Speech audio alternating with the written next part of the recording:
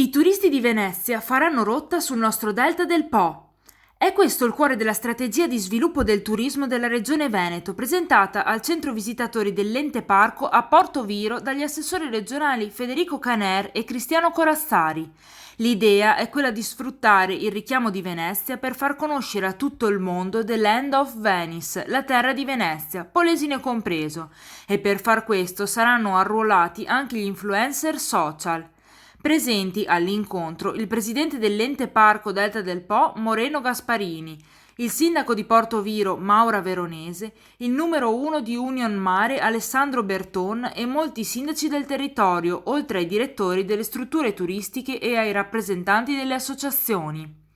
La nostra regione, ha sottolineato Caner illustrando la strategia, è la prima in Italia come presenze turistiche e vogliamo diventare ancora più forti facendo una promozione massiccia. Quest'anno la regione investirà 2,3 milioni di euro per il turismo. Obiettivi: trasmettere la bellezza e la sicurezza dei territori, comunicare l'intera offerta turistica in modo innovativo e fare riferimento a diversi target internazionali e stranieri. Intanto è già partita anche la promozione sulle TV tedesche realizzate con Emilia-Romagna e Friuli-Venezia Giulia. I tedeschi per noi sono turisti importanti, ha detto l'assessore.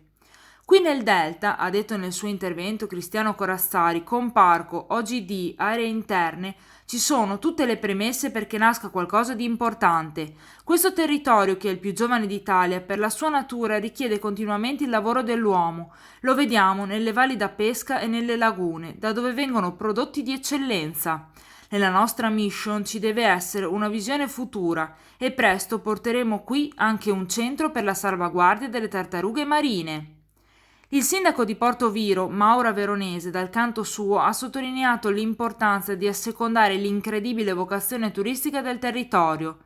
Negli ultimi anni abbiamo avuto soddisfazioni incredibili. Oggi il Parco del Delta del Po non è un vincolo, ma un'opportunità.